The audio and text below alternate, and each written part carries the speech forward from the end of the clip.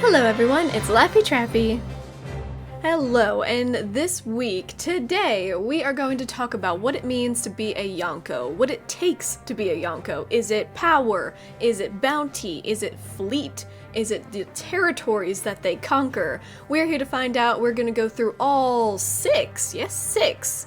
Luffy is an emperor, and we will talk about Whitebeard, all 6 emperors in the series that we've dealt with so far. Spoiler warning, this is inspired by recent chapter 1031, so if you're not caught up to the manga, I suggest not watching this video because there will be spoilers. But if you are caught up, then stay tuned because we will be going in depth to especially the 2 Yonko featured right now in the raid, but also the other Yonko, what it takes to be a Yonko, and everything that goes into claiming to be one. But before we go any further, make sure that you are subscribed if you've seen any of my previous videos or you want to support the channel because we're on our way to 1,000 subscribers by the end of the year. That's my goal, so if you haven't subscribed and you enjoy this video, don't forget to subscribe and like the video, and then comment below, of course, your thoughts on our current emperor status, about maybe Luffy being an emperor, or how Whitebeard may have set the standard for being a Yonko, because Whitebeard is who we are starting with right now.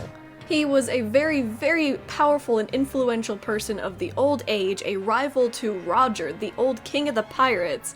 And when we met him in Marineford, he was a force to be reckoned with, and everyone respected the name Whitebeard. Starting off with Whitebeard's bounty, it was revealed that it was 5,046,000,000 berries. And if we're going off of just the bounties that we have confirmed, you know, Dragon, we're not really sure about where he stands. He's the most wanted man in the world, so you'd assume that he would have a bigger bounty than maybe even Roger. But besides Roger, Whitebeard, Edward Newgate, the captain of the Whitebeard Pirates, has the highest bounty of all the Yonko. Had the highest bounty of all the Yonko, because he is deceased, but again, he set the standard for what we are expecting out of a Yonko, so I'm starting with him, and he deserves to be featured. There's a big theme with all of the Yonko, minus Luffy, about their history, because Whitebeard, like many others, were part of the legendary Rocks de Zebek crew. And so a lot of these, Big Mom and Kaido included, they all kind of got their start on already an extremely strong, notorious pirating ship. So they have the experience, they have the history, but then we have to talk about their goals as well, because to claim the title or to be given the title Yonko, you have to have a good ambition. And Whitebeard was often ridiculed for his ambition of not wanting to be king of the pirates. He was often seen as a failure compared to Roger, when in reality, he actually just wasn't interested in finding the One Piece at all. What was his goal? His goal was to have a family, because he was an orphan on the streets of Sphinx Island, and he just never had that part in his life. So when he became a pirate, his main goal was just to get a crew of people who actually cared about him, which really makes me wonder how he ended up on the Rocks crew, because Rocks was very strength-based. From what we've seen, I'm sure we're going to be going into a lot of the backstory of Rocks de Zebek with Blackbeard and maybe even Kaido soon, but we haven't really seen a lot of loyalty and familial ties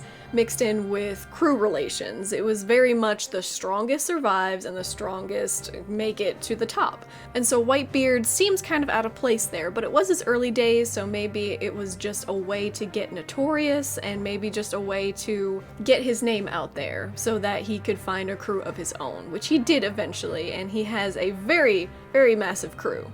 But before we talk about his fleet, I want to talk about Whitebeard himself, the strength of Whitebeard. And of course, we're going to be going through all 6 Yonko, so I'm not going to get too in-depth about any of these topics, but I'm going to go down the line for each one. The power of the Quake fruit is something to be feared, because we saw its destructive powers in Marineford, and if you haven't checked out my Awakening video, I talk about how we have probably seen Whitebeard's awakening already in Marineford, so go check that out if you're more interested about those topics. But here we just see an aged, old man, for lack of a better word, but that's not degrading in any way because Whitebeard was probably the strongest on the fields, except for the admirals and Sengoku. And even then, he went toe-to-toe with Akainu, and, you know, he was pretty beat up by that point, but we see the pure strength in Whitebeard. But at the end of the day, he was a veteran of a bygone era. He was meant to, like Roger, bring in a new generation. And seeing little bits of him in his prime really show why he was a rival to Roger, because the power of that man was crazy, but unfortunately he did meet his end in Marineford, which was very unfortunate. I wish we could have seen a little bit more of Whitebeard, but what we did get was very exciting. But now we're going to switch more to the Yonko status and what makes people deem someone a Yonko, because we have territory, fleet, and alliances. First, with territory, we actually didn't get much information about Whitebeard's headquarters. We knew that he sent money to Sphinx Island where he grew up so that they could pay the heavenly tribute, and we knew that he had a lot of islands under his banner. One most prominent one was Fishman Island, but we didn't really get much information on there, but we did know that there were many islands that he had under his control because then Blackbeard took them later. So territory was definitely something that Whitebeard had. And then going on to fleet, he had 16 commanders, and each division was comprised of 100 men, so quick math, that is 1,617, including Whitebeard, approximately. And to list off the 16 division commanders of Whitebeard real quick, it is Marco, Ace, and Odin, both taking up the 2nd division, Izo, Jozu, Thatch, Vista, Blamenko, Rakuyo, Namor, Blenheim, Curiel, Kingdu, Haruta, Atmos, Speedjiro, Fosa, Izo. Comment below how many of those I pronounced correctly, because I don't remember hearing the majority of these names, but those are the 16 division commanders, or were. And Marco was even the head of the Whitebeard pirates after Whitebeard passed away, but that also didn't last too long as the Payback War didn't go in their favor, and Whitebeard pirates were properly disbanded. And then when you want to talk about subordinate crews, if you watched Marineford, there are numerous captains of the New World, so nothing to sneeze at, who were willing to fight and die by Whitebeard's side, all to save not even Whitebeard himself, but Ace, just a member of Whitebeard's crew. All of them having history with Whitebeard or indebted to Whitebeard. We saw a little bit with Whitebeard's flashback about how they all kind of came to know Whitebeard, which was really great. And then that's not even including the alliances that he's made, because Jinbei of the Fishman Pirates were one such ally that he wasn't under Whitebeard, but he had such respect for Whitebeard for saving Fishman Island that Jinbei fought Ace for several days, a week, 10 days, I forget how long, just for Whitebeard. And then of course we get to Marineford, and Whitebeard had some temporary alliances with Luffy, Buggy, the prisoners, Ivankov, a lot of people there who were all fighting for the same goal. And then we also get that Whitebeard interacted with red-haired Shanks, and although tensions were high, they were still able to respect each other enough to have a conversation at least. And then, of course, back in their prime, he was rivals with Roger, but he also, again, respected Roger, and him and Roger were actually pretty close, and they had a lot of instances where they were just kind of hanging out and partying, as we saw with Odin's flashback. So it was clear that Whitebeard had a lot of allies on top of it. So all of that stuff together comprises of what it meant for Whitebeard to be a Yonko. And the last bit of information that I wanted to add on to here is the poneglyph status. Unfortunately for Whitebeard, we didn't know what his poneglyph status is. If we did know that and I've missed it, make sure I know down below, because I was curious about that. But we know all the current locations of the poneglyph, so even if Whitebeard had it at the time, he doesn't anymore. So that's irrelevant, really. And now that we have the standard set, we're gonna go on to the big feature of last chapter, Big Mom, Charlotte Linlin. Her bounty was 4,388,000,000, so she had a definitely high bounty to her name, and similar to Whitebeard, she was a member of the Rocks Pirates. So again, they all have that experience of sailing under a very strong crew, a crew that rivaled Roger at the time, but they were, you know, much younger. It really paved a path for them to lead themselves into being a very successful pirate later on. And to that, Big Mom, unlike Whitebeard, definitely wants to become king of the pirates. She's not gonna, but she definitely wants to, because she has arranged so many things. She has tried to collect poneglyphs. She is clearly in the race to become Pirate King. But another dream that she has is to make a country where all races are equal. It's one of her goals to get at least one of every race to be a community member of her country, so that there won't be any discrimination. And at surface level, it's a very childish, very pure ambition that we see a lot of the dichotomy with Big Mom of her being a menacing figure, a Yonko of the seas.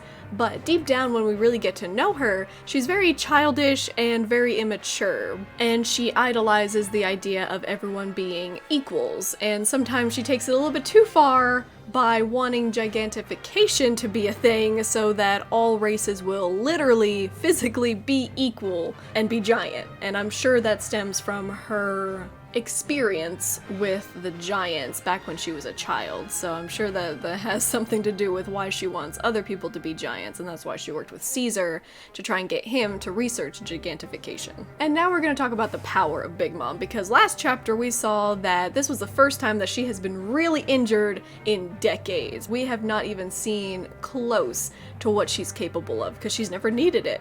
So one of her abilities, she has the soul fruit, of course, so she can manipulate souls of herself and other people. She has used her soul powers to take 1 year away from her life and use it to become bigger and more powerful. She has soul glowing eyes, and I am very excited to see what this power-up entails against Law and Kid. But we of course see that Big Mom, even without her powers, is strong. She has the Advanced Conqueror's Haki, she has like that coating on her, so she definitely has the power to be recognized across the globe as a Yonko, and a powerful one at that. But then we're going to go over to what she has in her name to even up her status as a Yonko even more, which is territory, fleet, and alliances. So there's a lot to talk about for Big Mom, and I'll go over briefly. Territory, first of all, she definitely has that set for her. Her headquarters is Whole Cake Island, but she has an entire archipelago, which is Totland. So she has a very heavily guarded fortress of a headquarters, of a base, and then she also has stake in other islands. Again, Yonko should have other islands under their banner as well, and most prominent, again, is Fishman Island. Fishman Island is pretty repetitive here, because first it was under Whitebeard's, then it was under Big Mom's, and now Luffy is contending for claiming it as his own. But then we're going to talk about her fleet, and her fleet, the majority of it is comprised of her 85 children, made up of 3 sweet commanders, well, 4 sweet commanders. We have Katakuri and Smoothie, who are the current commanders. Cracker, kind of lost, I don't know if his status was taken away from him, and then we have Snack, who was defeated prior to Luffy even going to Whole Cake Island. So already big commanders as the face of the Big Mom Pirates. And then going to the subordinate crews of Big Mom, unfortunately she currently has none, but she once had the Sun Pirates under her control, as well as the Fire Tank Pirates. The Sun Pirates got connected to the Big Mom Pirates by Aladdin, marrying Praline, and then the Fire Tank Pirates were connected by Beiji, marrying Chiffon. And moving on to her formal allies, we'll see that Marriage is a big proponent of creating an alliance with Big Mom. She definitely has a thing for political marriages, because then we have the Germa, which is the whole plot of Whole Cake Island, the arc, where Sanji was meant to marry Pudding so that the Germa and the Big Mom Pirates could work together and use each other's resources to grow even stronger. We had Caesar too, but he was really just there to try and research gigantification, which he also ran away from them. The Germa didn't work also, they're no longer allies with her. Then we have the Giants of the past, where Lola was supposed to marry the prince of the giant pirates, Loki. And that was supposed to mend a lot of the history, the unfortunate history between Big Mom and the Giants, but that didn't work out, so that was also a failure. And then finally we have Kaido and Big Mom, the only current alliance that she has, and even that is tenuous. I don't assume that that's going to be lasting very long either. And then finally, the poneglyphs. We do know that Big Mom owns one road poneglyph as well as 2 other regular poneglyphs. And that pretty much sums up everything that is Big Mom, because everything, her presence, her power, her territories, her fleet of loyal children, mostly loyal children, really shows that she has what it takes to be a Yonko, and a successful one. Sure, she's immature and her children often have to guide her to realistic decisions, but the world has never doubted her as a Yonko, and we're seeing, especially with this kid-in-law fight, that she has a lot that we haven't seen in terms of power. And now we go over to Kaido, the King of Beasts, the captain of the Beast Pirates, with a bounty of 4,611,100,000 berries. Did I get it right? He currently has the highest bounty that we know of, again, dragon, but he currently has the highest bounty of any living person, beast, creature that we know of right now. As a pirate, Kaido takes the cake. Sorry, Big Mom. Again, like Big Mom and Whitebeard, he was part of the Rocks crew, and he takes a lot of inspiration from the Rocks crew, along with Blackbeard. So first of all, Kaido does want to be king of the pirates, and he also wants to create kind of a lawless pirate paradise, very similar to how Rocks ran his crew. It's all very strength-based. The hierarchy is just, if you're strong enough, then you succeed. If you're not, you get pushed away. So Kaido definitely takes a lot of inspiration from Rocks D. Zebek in that manner. But there's another aspiration that Kaido has, and I think it's just to die flashily, as Buggy would put it, because Kaido was seeking something of a grandeur end to his legacy as a pirate. He was jealous of Whitebeard, and he's also attempted to commit not alive anymore by jumping off Sky Islands and doing all this crazy things that it's clear that he wants a grand ending, similar to Roger even. Maybe he'll get that in this arc, maybe he won't, I'm not sure, but the power of Kaido definitely goes into the reason why he can't successfully sewer slide himself. He is just an indestructible, half-Oni creature that is durable, he's a tank, and he has inhuman strength. On top of that, he has the dragon fruit, the ancient mythological zone dragon fruit, which comes with its own list of impressive abilities. He can move islands. Like, we can see how impressive the dragon fruit can be, especially in the hands of Kaido. In his hybrid form, that's fierce. And we've seen that Kaido has the armament, he has the Conqueror's Haki, and also the coding, which also can be linked to Conqueror's or Armament Haki. Going on to the territory, Kaido definitely has that under his belt as he's residing in Onigashima, an island off the coast of Wano, a very big and capable country, not part of the world government, filled with very strong samurai, and he's been allying himself with the shogun Orochi to be able to stay there, and in turn he protects Wano, so his home base is pretty well protected in of itself. And then we also see that he has other territories, other islands, one of which was the Winter Island that was manned by Scotch, which Drake showed up to so that he could impress Kaido. That was one island that we got to see, but he definitely has multiple other ones, we can assume. But aside from territories, he also has the numbers on his side. Literally, and also the numbers on his side. So talk about his fleet, we're just gonna go down really quick about the basic structure. First of all, the commanders are definitely impressive, with very high bounties of their own. They're called the Calamities, or the All-Stars. We have King the Wildfire, Queen the Plague, and Jack the Drought. Again, it's all very similar to Rox's crew, which is really interesting, the influence that Rox has on Kaido even to this day, because it's all based on strength. There's not a lot of loyalty. Compare that with Big Mom's crew, where all of her children are her crew and they're loyal to her through blood. Kaido really only uses strength to be the judge of who should be in charge of his crew. There's definitely respect that goes there because it's Kaido, and nobody is part of Kaido's crew and sees what he can do without respecting the man. But it's funny because Kaido's one actual child, Yamato, is very unloyal to him, and he's shown that he has no real care for her as a person, let alone his son-daughter. So we have the Tobiropo, or the Flying Six, which of course is comprised of Black Maria, Sasaki, who's who, Ulti, Page 1, and Drake, X-Drake, who has, defected. And then we have the numbers, like mentioned earlier. They're kind of giant experiments from Punk Hazard. We have the gifters, the pleasures, and the waiters, which are, of course, the stages of getting a smile fruit. We have the waiters, who aren't quite strong enough to have been chosen to be a user of a smile fruit, and, there's no more anyway, so they're gonna be waiting a while. And then we have the pleasures, who were strong enough to be chosen to get a smile fruit. However, they were given one of the defective ones, and it didn't work out. Now they can only smile, so they're not too upset by this outcome. And then we have the gifters, who are the ones who got a successful artificial devil fruit, and they are really boosted up in power. And then above them we even have the headliners, who are gifters, who are the elite. And then on top of his direct crew, which comprise of thousands and thousands and thousands of men, we also have the subordinate crews, which we had X-Drake, we had the On-Air Pirates, and we had the Hawkins Pirates. All of them except Hawkins have defected. And then we have the alliances. We have the Don Quixote Pirates, which Kaido was working with along with Caesar to make the smiles and transport them and grow his crew even bigger and stronger to be even more powerful to create this pirate paradise. And then we have the Wano alliances, which are Orochi, to make sure that if he protects Wano, he can have a base of operations. And then they made a formal alliance with the Big Mom Pirates and Big Mom herself, and they're there to create the new Onigashima project, and also to take Luffy's head. So they made an alliance there, and that pretty much sums up Kaido. As for poneglyphs, we haven't seen his road poneglyph. We do know that he has one though.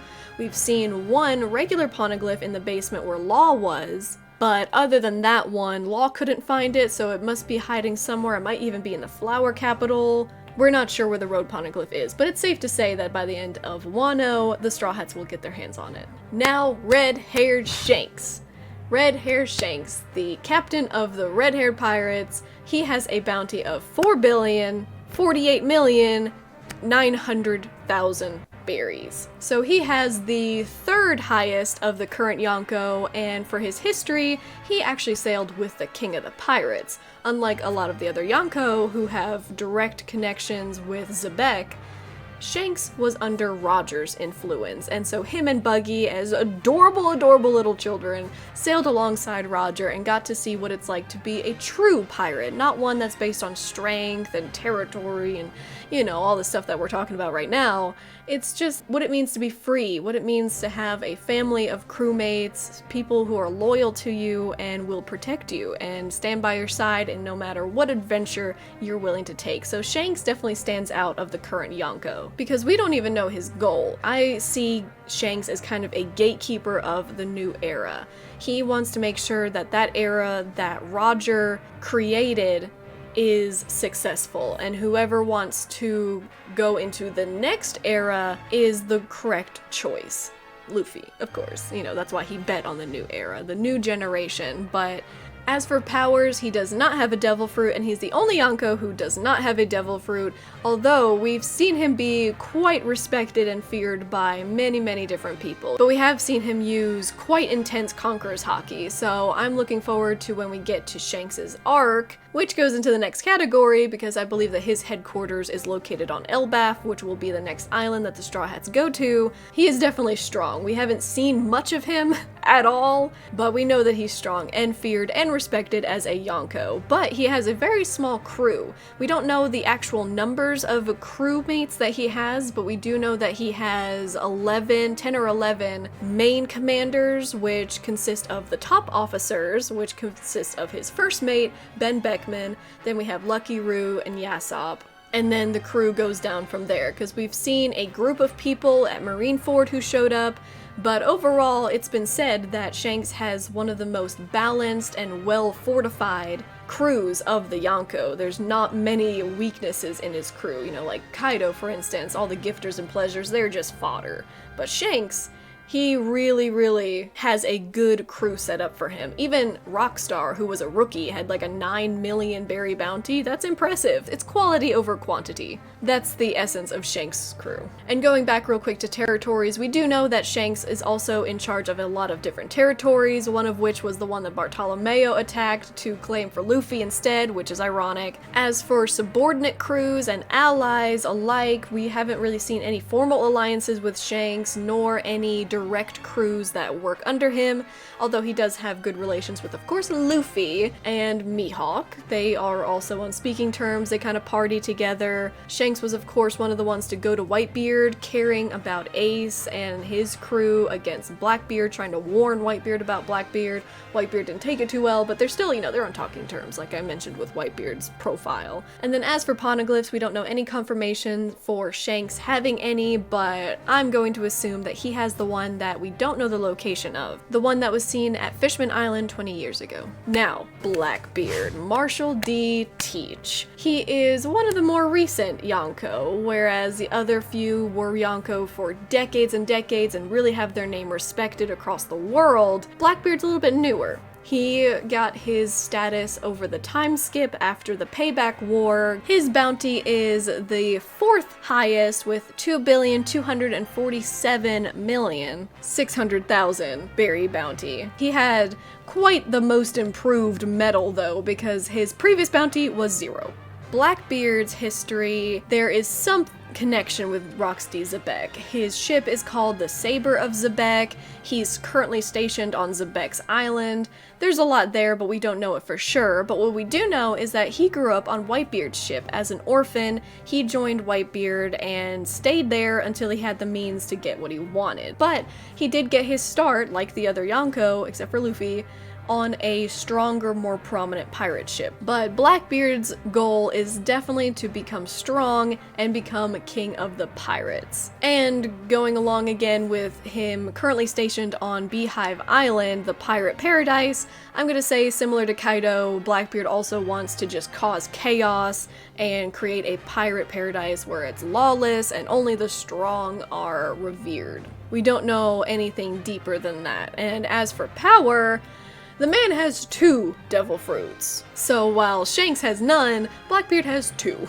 But starting off, the Quake fruit and the Dark fruit are 2 very powerful and destructive devil fruits that he can create an entire void. He's pretty new with the Quake fruit, but he can definitely cause a lot of destruction with just the basic capabilities of both of those fruits. Maybe he's awakened with the Dark fruit, or maybe his 3rd devil fruit was awakened and that's how he got his devil fruits. That's just a theory though, a One Piece theory. He is very physically strong though, aside from his devil fruits, and although he feels pain more than others, he's definitely a tank. When he fought against Ace, he almost just broke Ace's neck by punching him. So he's a tank, he's a beefy boy. And it hasn't been confirmed one way or another what types of hockey he has because, we haven't seen him since the time skip fight. So it's really interesting how strong he's gotten, because he was already pretty strong in Marineford, but now to contend with Luffy, Blackbeard's gotta be pretty strong. Yeah, that's right, I'm setting Luffy as the standard of what the villain has to be, not the other way around. As for territories, like I stated, his headquarters is on Beehive Island, which is not only the origin for the Rocks Pirates and a pirate paradise, but it's also the origin of the Davy Back fight, which there's a lot of theories going around about how the Davy Back fight led to a lot of Roxy Xebec's crew. So the fact that Blackbeard is stationed on the island, that is confirmed to be the origin of the Davy Back fight. I feel like that's pretty solid foreshadowing that it's going to be relevant in the coming arcs. And now talking about his fleet, he has the 10 Titanic captains. I'm just gonna say that sounds the coolest of all of them. We have Jesus Burgess, we have Shiryu, Katarina Devon, Avalo Pizarro, Lafitte, Doc Q, Vasco Shot, San Juan Wolf, and Van Augur. Now you might notice that that was only 9 people. Who's the 10th? Stronger. Stronger is the 10th Titanic captain, and you can't prove me wrong.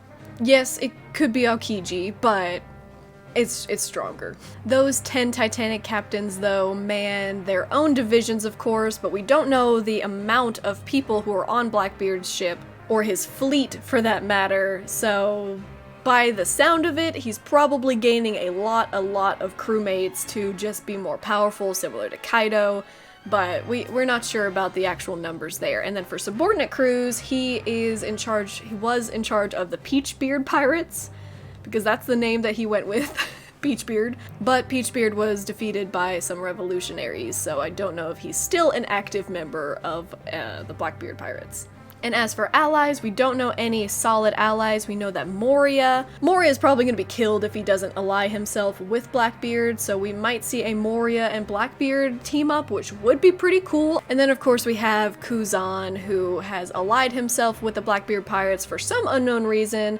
My theory is that Kuzan is part of Sword. And then for the poneglyphs, we pretty much know where the 4 road poneglyphs are. Granted, we don't know where that last one is, but I'm going to say it's probably with Shanks. If I had to guess between Blackbeard and Shanks, who actually had it, I would say Shanks. So Blackbeard doesn't have any road poneglyphs himself. He might have the rubbings of some, and then he might have some of the regular or the Rio poneglyphs, but we don't know any of that information from him because we haven't seen much of him. Despite all that, with all of that under his belt, he is definitely deserving of the Yonko status. And now we're gonna get to the controversial one. Not controversial in my eyes. I mean, after these last few chapters, if you still don't think that Monkey D. Luffy, Straw Hat Luffy, captain of the Straw Hat Pirates, is deserving of a Yonko status, I don't think we're reading the same manga. Because although his bounty of 1.5 billion is the lowest by far of all the Yonko, he just recently became a Yonko. It's often the world's perception of your strength and influence. So Luffy definitely has influence and strength on his side, whether the bounty number is as high as it should be. Again, after Wano, it's gonna be pretty high though. And now the interesting part about Luffy is that he has no history aside from his strong lineage of the monkey family. He has no prior experience with pirating. He knew Shanks, but he never sailed with him. And now Luffy set out on his own. He made a crew from scratch, one by one, and this is his first shot. This is his first attempt at pirating, and he's doing pretty well. He doesn't have that experience or history with any renowned pirate crews, but from Shanks, he developed the goal to be king of the pirates. He was influenced by Shanks and wanted to succeed Roger in his big title of being Pirate King, but most importantly, Luffy wants to be the freest man in the world. And there's a ambiguous dream that he and Roger share that we've never actually heard be said outright, but it's probably something like, I want to free the entire world, or something inspiring like that. And speaking of Luffy's character, I'm going to point out that I did an over an hour long video discussing everything about Luffy's character and his achievements throughout the series, so if you haven't checked that out, I put a lot of work into it, so feel free to go check that out after this video because it'll be there. And let me know your thoughts, because soon, tomorrow, we will have Usopp. But I'm getting off topic here. Luffy, his power is the Gum Gum fruit, and we've seen a variety of really interesting techniques from him, including his gears, and we have yet to see his awakening, so I'm really excited for that. But we've also seen that he's capable of advanced Conqueror's Haki and advanced Armament Haki. He hasn't had that coding yet, but I think with Shanks is probably where we're gonna get how you adapt your Conqueror's Haki to be a coding. I just want nothing more than to have an adorable teaching lesson between Shanks and Luffy, and Shanks teaching Luffy all there is to know about Conqueror's Haki, and maybe more about his Devil Fruit, because there's connections with Shanks and his Devil Fruit, and we know that the Devil Fruit is important, so I think there's gonna be a lot of revelations with Shanks' arc on Elbaf. But we're talking about Luffy. As for his territories, this is where we are starting to see for sure the development of Luffy as a Yonko, but he's still getting there. As for territories, similar to Whitebeard at least, we don't have a specific headquarters that the Straw Hats call home. He is contesting Fishman Island to be under his reign rather than Big Mom, so we can count that as a territory, which, like I said, that's kind of the start of Luffy becoming more of a prominent, influential figure in the One Piece world. And we even have his fleet members, Bartolomeo, claiming islands in his stead, so we're getting there, slowly but surely. We've got some territories for Luffy. And speaking of his fleet, we have his commanders. Luffy's a lot more flexible with all the names and stuff. He doesn't assign people positions. Everyone just kind of knows their place. But from the community perspective, we've got his two commanders are of course Zoro and Sanji, the wings of the Pirate King, and then we have the other main crew, which that's it. We've got Zoro and Sanji as the commanders, which even that is, you know, a fake title that in series isn't given to them. And then there's 10 of them. But similar to Shanks, his crew is made up of very strong and loyal, and everyone has a sentimental reason for being there and supporting and respecting Luffy. So it really shows the difference between people like Kaido and Big Mom, who just instill fear and demand respect.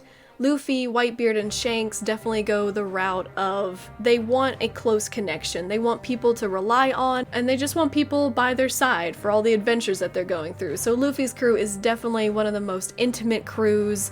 For sure the smallest crew, because even Shanks, we saw that he does have a group of people, however many that might be, 20, 30, or unless he has a bigger fleet that we haven't seen yet. But Luffy definitely has the smallest crew of 10 right now. 11 counting Yamato, I'm just gonna say. But we do have his subordinate crews. We have Bartolomeo, Cavendish, Ideo, Leo, Orlumbus, Harudin, and Sai.